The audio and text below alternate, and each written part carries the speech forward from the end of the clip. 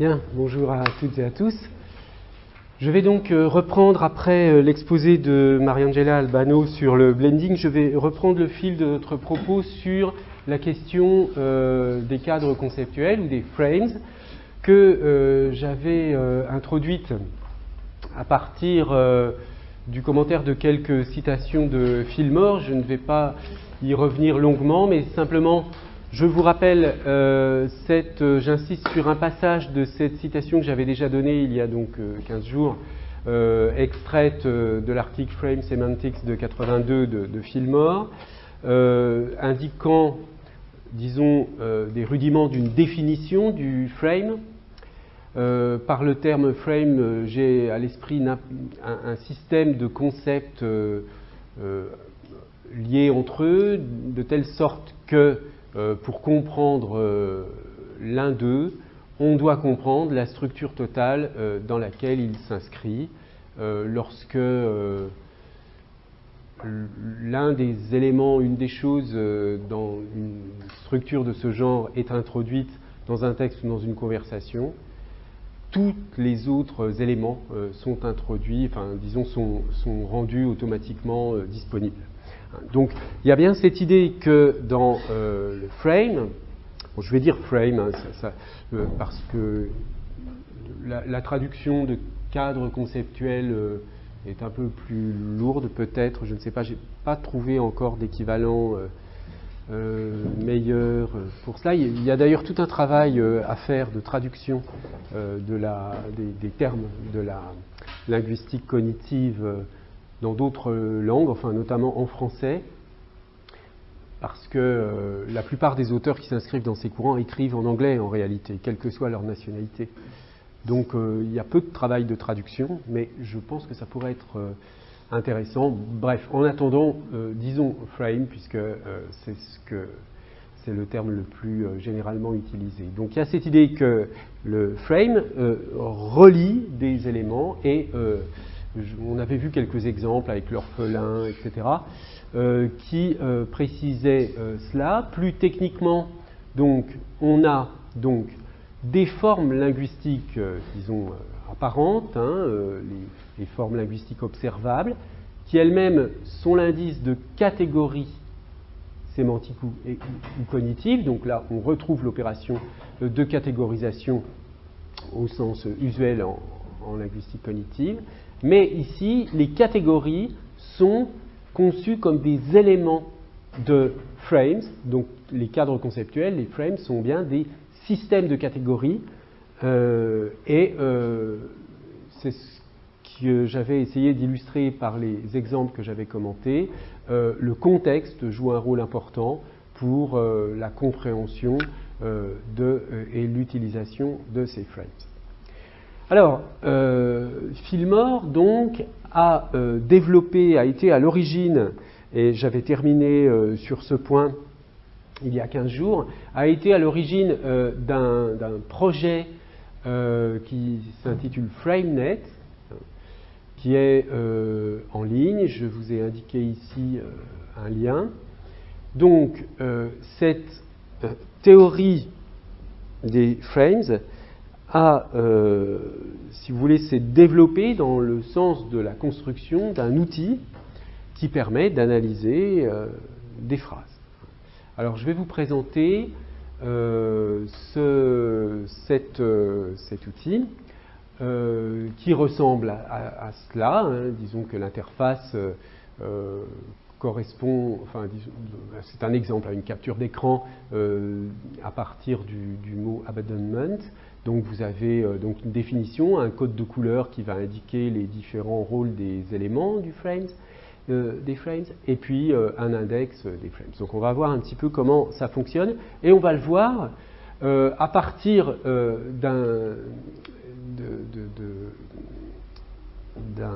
document qui est en ligne sur le projet FrameNet, sur lequel j'ai extrait encore une fois quelques captures d'écran, et qui est en fait la présentation par Fillmore lui-même du projet FrameNet. Donc vous pourrez le regarder, je vous ai indiqué la référence ici. Vous pourrez le regarder vous-même si vous voulez plus complètement. Moi, j'ai sélectionné un certain nombre de points importants et donc j'ai récupéré les diapositives de Fillmore lui-même. Alors, on commence par un exemple qui est le frame de la vengeance. Revenge frame.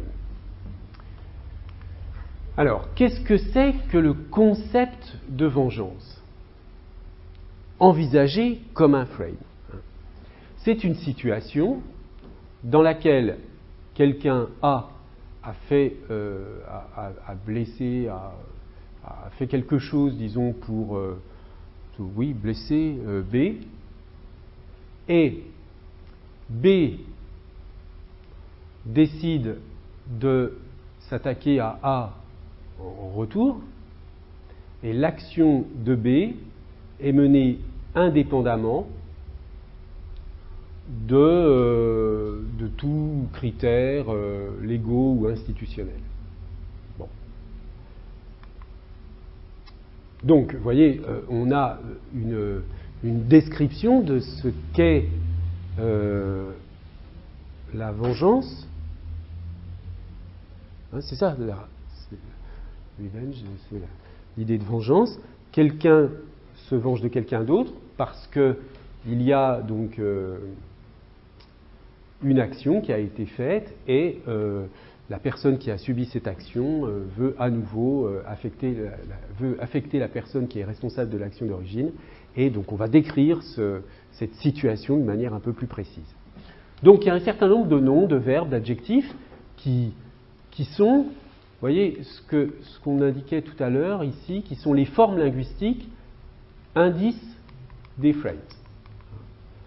Donc, ces formes linguistiques sont des noms revenge, vengeance, reprisal, retaliation. Bon, revenge, vengeance, je ne sais pas s'il y a une nuance en anglais entre ces deux termes.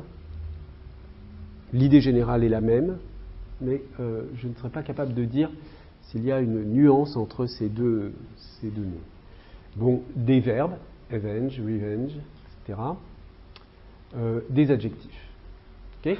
Toutes ces formes linguistiques sont des traces, des indices d'un seul et même frame, qui est le frame de la vengeance. Alors, ça, on l'avait déjà vu. Le vocabulaire dont on a besoin, c'est un vocabulaire qui décrit les éléments de chaque frame. D'abord, donc on les appelle les frame elements, donc les éléments du frame. Et puis, donc on utilise les noms des éléments pour étiqueter les constituants de phrases qui mettent en œuvre, disons, ce type de frame. Alors, quels sont les éléments pour le frame de la vengeance? Donc, il y a une définition du frame, qui est, disons, une définition un peu plus élaborée que ce qui a été donné précédemment. Donc, à cause d'un dommage, disons, à cause d'un dommage important sur quelqu'un ou quelque chose, qui a affecté un vengeur, peut-être lui-même, le vengeur inflige une punition à l'offenseur. L'offenseur est la personne responsable du dommage.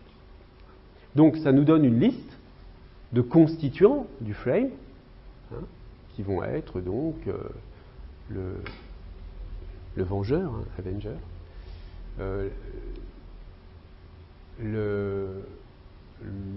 comment traduire ça, l'offenseur, enfin la personne qui est à l'origine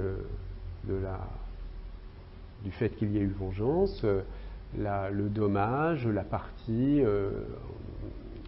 et puis la punition elle-même. Alors, une petite remarque qu'il fait en passant sur le fait qu'il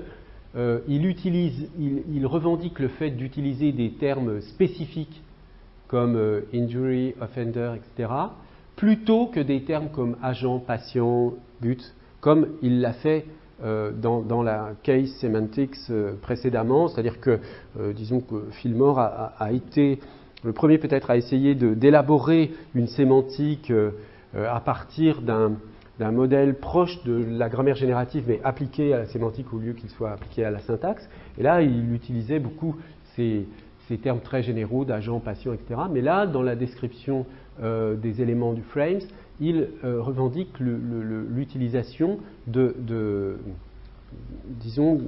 noms pour caractériser les éléments beaucoup plus spécifiques.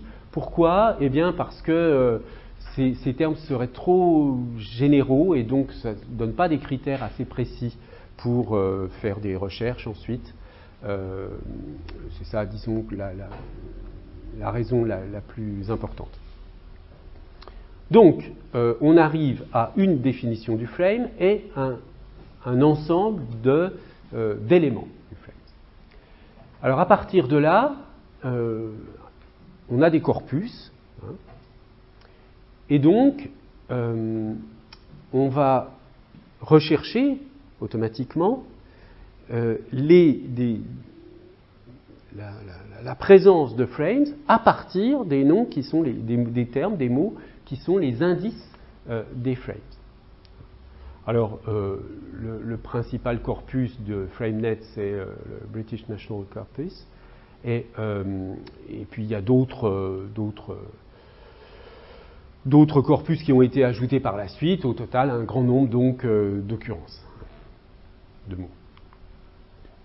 Alors voilà, par exemple, donc, si on jette un coup d'œil sur comment ça se présente, vous voyez, avenge, avenging, etc., est repéré à l'intérieur de corpus qui contiennent, enfin disons, qui sont décomposés en phrases.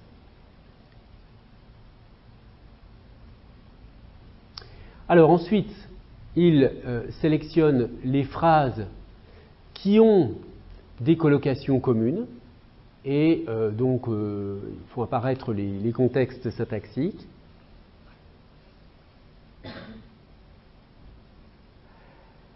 Et en utilisant donc les dénominations des éléments du frames, ils vont faire un étiquetage des constituants des phrases qui expriment les éléments du frame.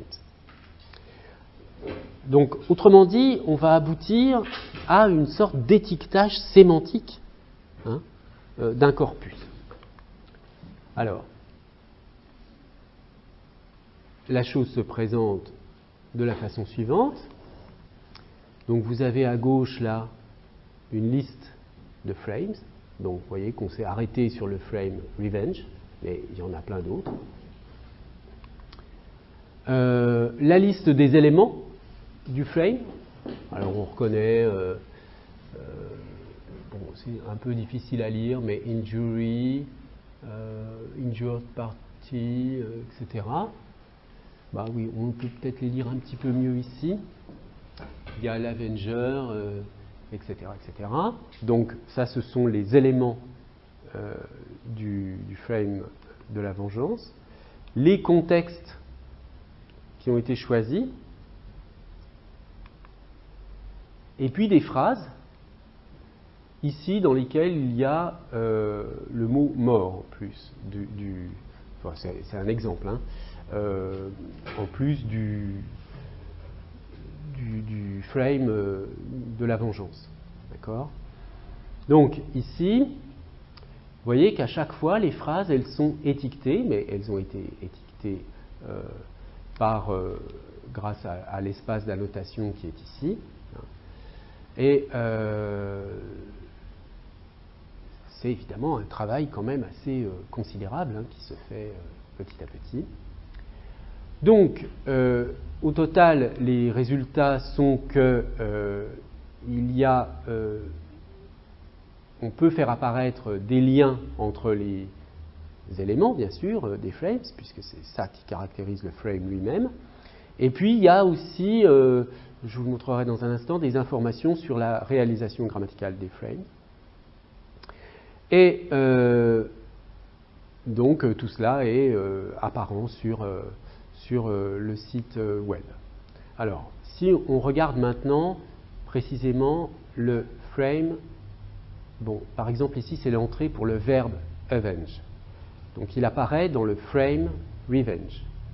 Il y a une définition, et puis il y a la liste des éléments du frame, avec le nombre de phrases, d'occurrences à noter dans le corpus. D'accord ? Et les réalisations en termes syntaxiques, ici. D'accord ? Donc, vous voyez, on obtient des phrases comme ça, avec des zones colorées correspondant à chaque élément du frame. Là, c'est un exemple qui montre la variété des réalisations syntaxiques des éléments du frame, toujours dans le cas du frame de la vengeance. Et vous voyez que ce qui va être intéressant dans la comparaison entre les structures, c'est que à partir d'un seul et même frame, la réalisation du frame va insister, vous voyez, plutôt sur un élément ou sur un autre. Donc, dire j'ai vengé mon frère et dire j'ai vengé la mort de mon frère, évidemment, met en œuvre à chaque fois, dans les deux cas, des éléments du frame, mais selon les éléments du frame qui sont mis en œuvre, eh bien, on va avoir une perspective un petit peu différente sur la réalité décrite. Alors, un exemple d'application, ça c'est à partir donc d'un des textes, je l'ai pris sur... donc là je quitte la présentation faite par Fillmore. Je suis allé récupérer quelques captures d'écran sur donc, le site de FrameNet et j'ai pris cet exemple-là d'un texte Entrepreneur as Madonna. Et donc, vous voyez qu'on a ici un certain nombre de mots qui sont soulignés, il y a des italiques, etc. etc. Alors, on va expliquer ça. Donc, ça c'est un autre endroit dans FrameNet où sont expliquées les annotations. Donc, les mots en jaune ici, les mots surlignés en jaune, ce sont, vous voyez, des noms propres, des choses pour lesquelles il n'y a pas de frame, mais on va chercher l'information ailleurs, hein, c'est l'information, disons, encyclopédique. Les mots en italique, alors ça c'est intéressant, les mots en italique sont ceux qui ne sont pas annotés comme des unités lexicales. Pourquoi ? Parce qu'en général, elles n'évoquent pas de frames. Alors exemple, les articles. Very, hein, donc un adverbe, ou alors sont des noms ordinaires, for example, qui n'évoquent pas de frame intéressant et donc voilà, qui n'ont pas d'intérêt dans une perspective lexicographique. Alors, on pourrait avoir l'impression, donc vous voyez, il y a effectivement en italique, donc italique ça veut dire il n'y a pas de frame pour ces mots-là. On pourrait dire, oui, c'est principalement des mots grammaticaux, hein, this, for, the, of, the, etc. Mais curieusement, il y a in, qui n'est pas en italique, qui est pourtant un mot grammatical, mais qui renvoie à un frame. Et donc, chaque fois qu'il y a des mots, disons, soulignés, là, il y a des hyperliens, qui permettent donc d'accéder au frame considéré. Alors, vous voyez qu'il y a une dimension un peu, je sais pas, je dirais une dimension un peu empirique sur le fait de savoir on voit bien le noyau lexical, purement lexical, de pertinence de l'analyse en frames, mais les frontières de ce qui peut être analysé en termes de frames et ce qui ne peut pas l'être restent floues. Hein. Donc si je reviens à mon exemple, qu'est-ce que j'ai pris après ? Difficulty. Donc voilà, si je reviens sur mon exemple du texte de Slate Magazine, vous voyez qu'on a effectivement ces phrases-là avec les frames surlignés, donc disons les unités surlignées ont, disons, juste à côté le frame dont ils dépendent. Alors, every, ici, on voit qu'il est en italique. Every assignment n'est pas considéré, n'a pas de lien. Hein.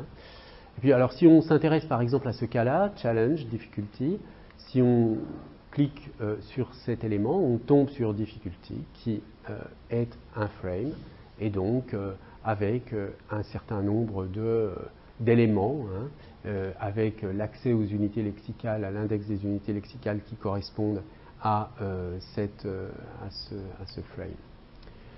Pour difficulty, on va avoir une présentation aussi schématique qui repose sur, vous voyez, des liens qui sont des liens qui vont être aussi des liens entre frames, puisque vous voyez que ici on a l'indication du fait qu'il y a des relations parents-enfants, donc si vous voulez des sortes de relations hiérarchiques avec des frames plus généraux et des frames moins généraux. Alors l'ensemble des relations entre frames est décrit de la façon suivante. Donc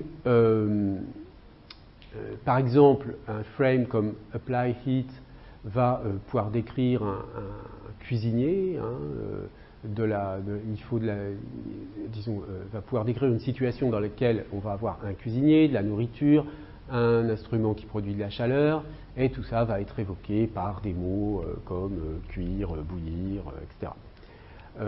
Bon, donc ce sont les éléments du frame.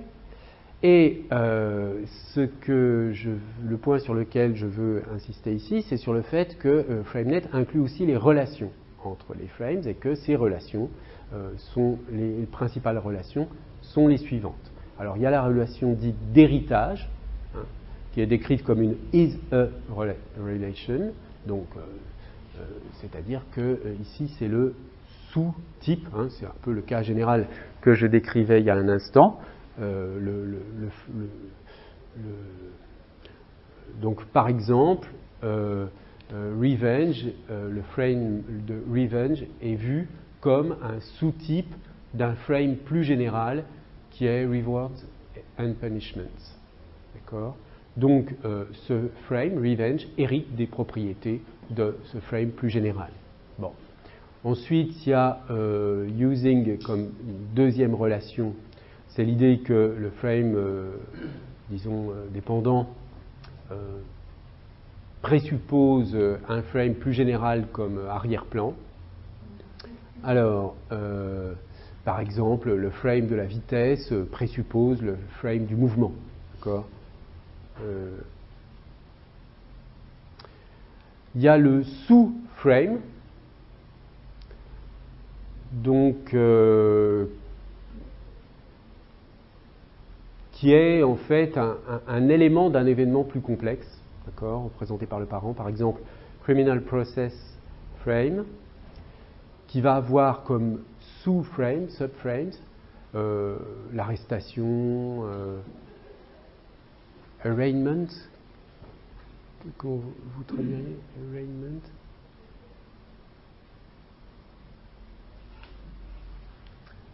Je ne sais pas, je n'ai pas vérifié. Donc voilà, à partir d'un procès criminel, il y a des sous-frames qui sont des parties de ce procès, hein, qui ne sont pas les frame elements, mais qui sont d'autres frames qui sont impliqués dans ce frame plus général. Et puis il y a l'idée de perspective, donc avec l'idée que le sous-frame fournit une perspective particulière. Bon, hiring, get a job, friend, qui donne une perspective à employment start. comme type de frame voilà. Donc ce sont les différents types de relations possibles entre les frames qui sont indiqués dans FrameNet. Voilà, alors évidemment le mieux ce serait de se promener sur le site et voilà, comme ici les connexions sont toujours un peu délicates, j'aurais bien aimé vous montrer, mais j'ai préféré, c'était plus simple pour moi, j'ai préféré faire quelques captures d'écran pour vous donner une idée, mais rien ne remplacera, c'est assez simple hein, d'utilisation, c'est assez bien fait. Je vous invite à aller voir un peu par curiosité comment ça fonctionne.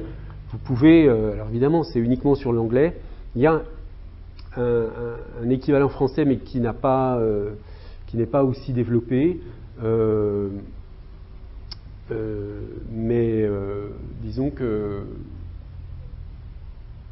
du point de vue, si vous voulez, des développements de la linguistique cognitive, on voit là qu'on a un concept quand même qui a pu être opérationnalisé dans un outillage technique assez intéressant.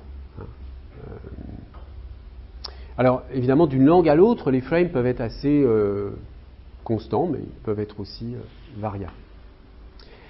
Alors, je voudrais aussi, parce que j'en avais parlé au moment où j'ai introduit cette notion de frame à partir de Lakoff, je voudrais vous dire un petit mot de la façon dont Lakoff défend l'utilisation des frames dans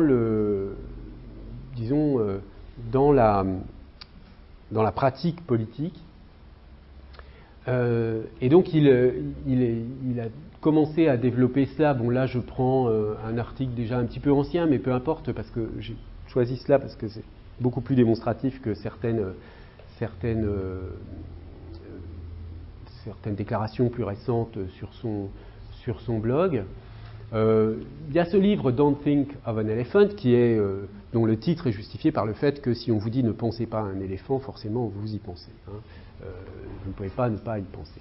Alors c'est un peu une sorte de point de départ si vous voulez, et il tire un certain nombre d'idées qu'il appelle ici des sortes de morales qui vont être exploitées dans l'analyse du discours politique de ses opposants et donc comment on peut réagir. Alors, d'abord, il y a cette idée que tous les mots évoquent des phrases.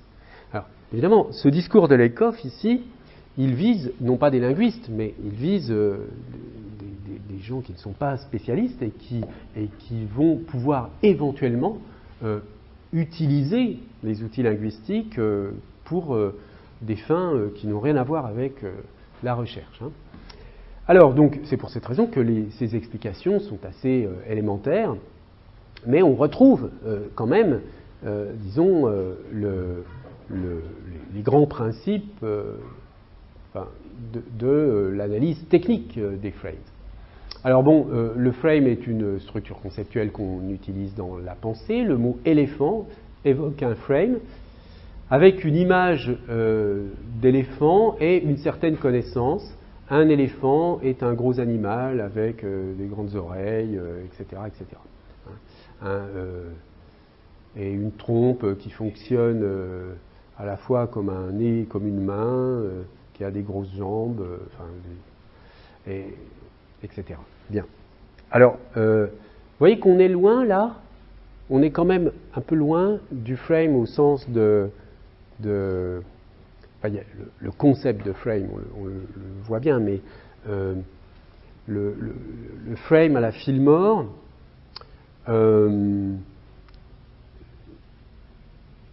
semble plus adapté à des structures verbales, en fait, qui peuvent être, disons, réalisées par des noms, par des adjectifs, etc. Mais, vous voyez,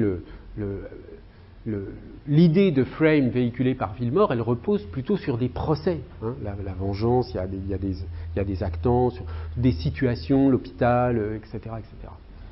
Mais ici, donc même pour un mot comme éléphant, on peut imaginer un frame, c'est-à-dire une sorte de description, mais qui n'est pas une description sémantique traditionnelle, une description qui prend en considération un certain nombre de concepts et des relations entre ces concepts. Les mots, deuxième point que Laïkov souligne, les mots qui sont définis dans un frame évoquent le frame, donc n'importe quel élément du frame évoque le frame, ça c'est exactement la même chose que ce que dit Fillmore. Alors, le point important du point de vue du discours politique, c'est que nier un frame évoque le frame. C'est-à-dire que, grosso modo, si vous voulez, Laïkov, du point de vue du discours politique, dit qu'il ne faut jamais nier le discours de ses adversaires. C'est-à-dire il faut prendre un discours positif qui dit éventuellement le contraire, mais si vous niez une proposition faite par votre adversaire, vous évoquez le frame véhiculé par l'adversaire. Et puis, bien sûr, évoquer un frame renforce ce frame.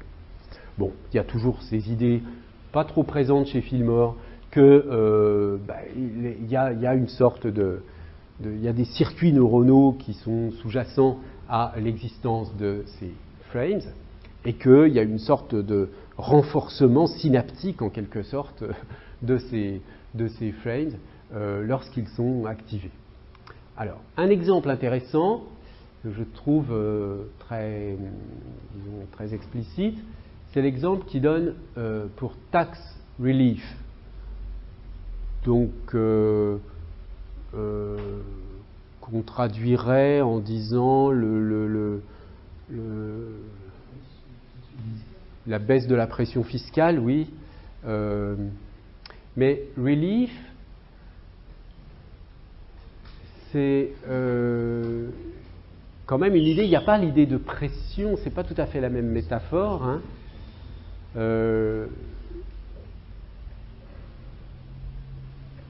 Donc on va voir comment il défend cette idée.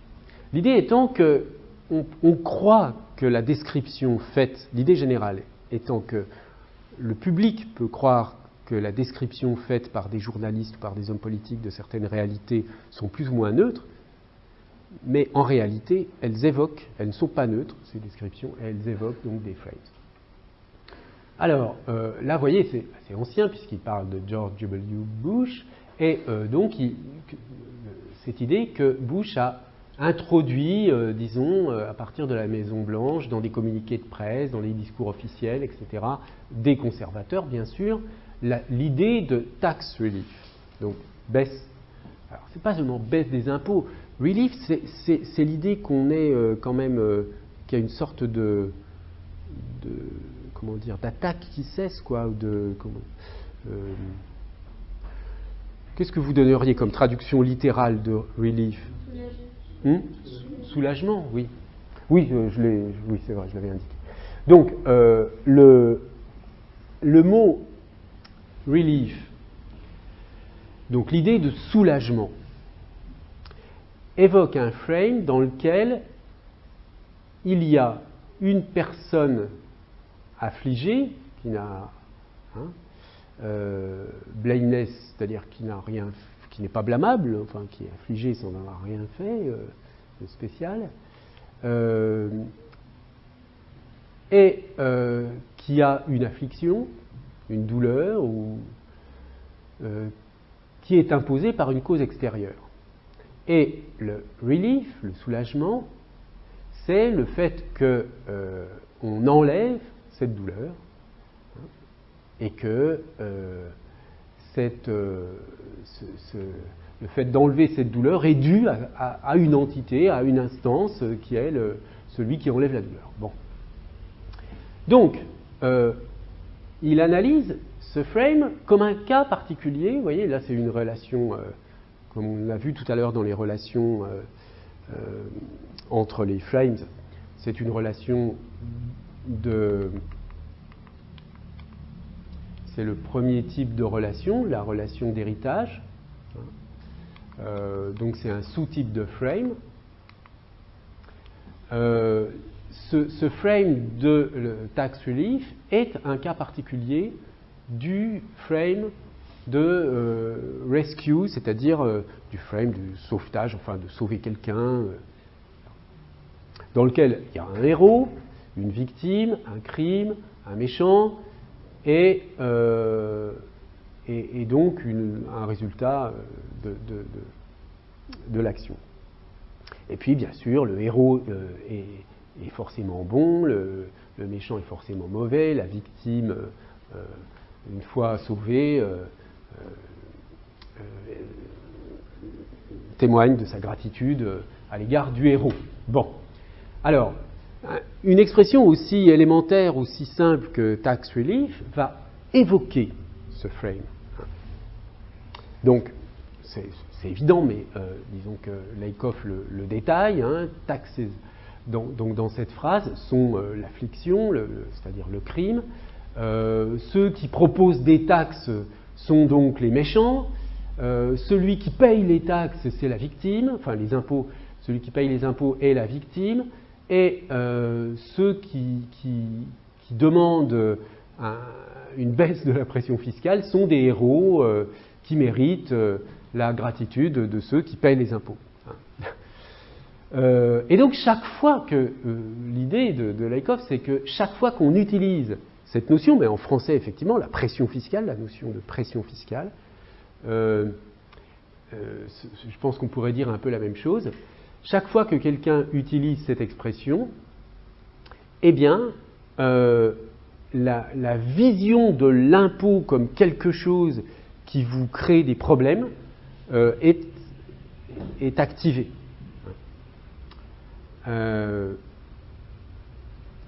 Alors, ensuite, il entre dans le détail avec un autre slogan qui prend en considération le précédent, donc Tax Relief Creates Jobs, donc la baisse de la pression fiscale crée des emplois, qui est un leitmotiv de toutes les droites du monde, enfin de tous les discours plutôt conservateurs dans le monde.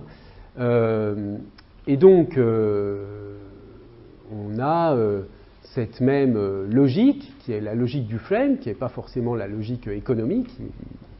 Si la baisse des impôts crée des emplois, eh bien, plus de baisse de la pression fiscale crée plus d'emplois. Et donc, c'est comme ça que George W. Bush aurait argumenté pour baisser les taxes d'un certain nombre de millions. Bon. Alors,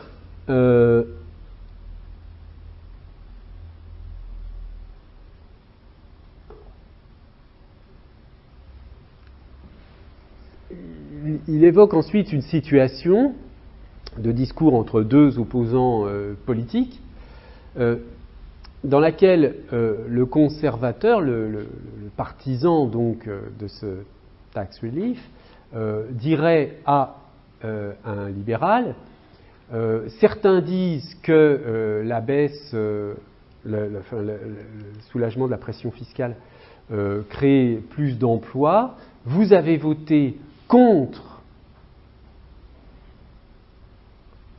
le fait de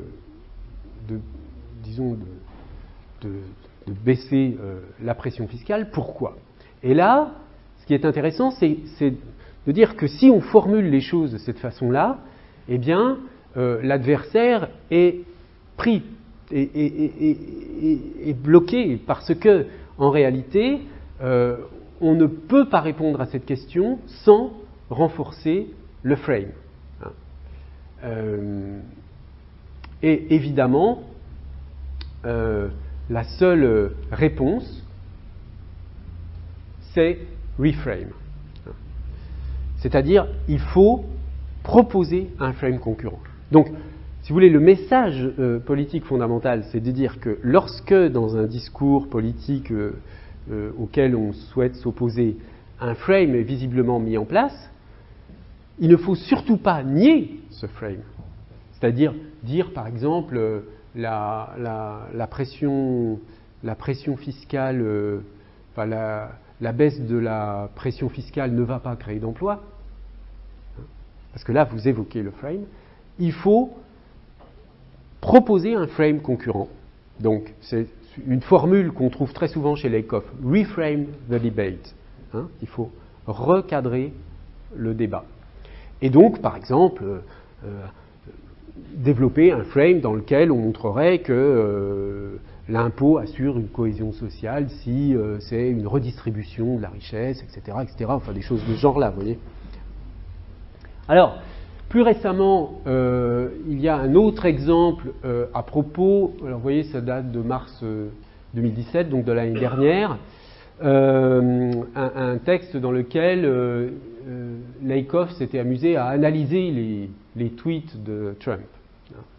Et alors, vous voyez qu'il y a un certain nombre de propriétés de ces tweets, mais on va s'intéresser qu'à la première. Hein, et la première des propriétés, c'est que le fait de produire des tweets pour Lakoff, de produire le fait que Trump produise si fréquemment des tweets, c'est parce que ça lui permet d'être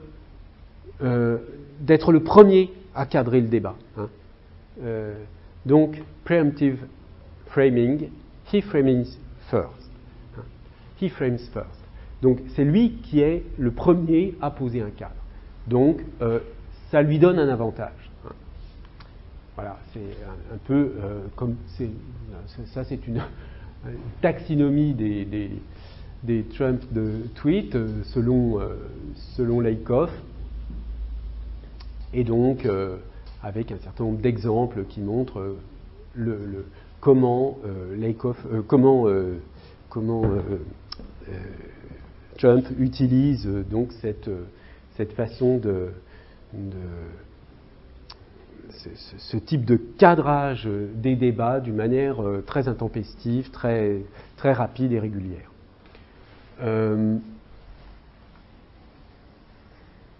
Bon. Alors, voilà. Cette dernière diapositive est le développement d'un exemple. Donc, vous voyez, là aussi, ça ne sert à rien de nier une formule qui est développée. Il faut à nouveau, il faut proposer un autre cadre. Alors, dans le cas français, c'est vrai qu'avec la question de l'impôt, ce sera intéressant de regarder de près, est-ce qu'il y a un frame régulièrement utilisé pour parler dans les débats sur faut-il augmenter les impôts, baisser les impôts, lesquels, etc., etc. Je pense que l'image générale qu'on a de l'impôt, évidemment, c'est une image qui correspond à un frame. C'est-à-dire qu'en général, si vous avez plutôt des tendances dites de droite, vous aurez tendance à voir que l'impôt est injuste parce qu'on prend de l'argent aux gens qui travaillent beaucoup pour le donner à des pauvres qui ne font rien. Alors que si vous êtes plutôt de gauche, vous allez défendre l'intérêt de l'impôt en disant que ça correspond à un cadrage, un cadrage de la réalité qui correspond à une vision plus solidaire de la société. Hein.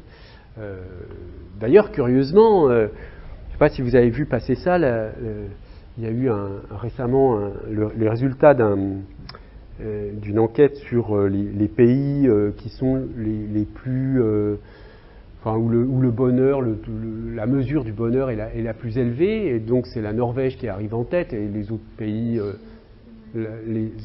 comme la Suède, etc., arrivent juste après.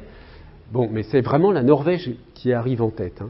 Et la Norvège est un pays où les impôts sont très importants et où les gens les acceptent très bien parce qu'en fait, il y a des avantages matériels de ces impôts qui sont... L'école est gratuite, je crois même que, je ne sais plus si c'est en Norvège, mais que les étudiants à l'université ont un salaire pour aller étudier. Vous pouvez... je dis peut-être une bêtise, mais dans un de ces pays, je ne sais plus si c'est la Suède ou la Norvège, mais bon, il y a des pays comme ça. Si vous avez des enfants, ils sont pris en charge par des crèches, il y a beaucoup de crèches, et puis vous avez des temps de congé parental qui sont très longs. Donc, si vous voulez, cette idée qui paraît complètement délirante à des personnes, enfin je veux dire à des gens comme Trump ou à ou précédemment dans le cas de tax relief, des gens comme Bush et tout ça, pour qui c'est totalement inimaginable que l'impôt puisse être vu autre chose que comme une espèce d'injustice absolument scandaleuse, etc. Il suffit de regarder la réalité pour voir qu'il y a des pays dans lesquels c'est pas du tout le cas, où les gens sont très bien et paient plein d'impôts et simplement ça marche bien parce que c'est compris, c'est partagé, etc.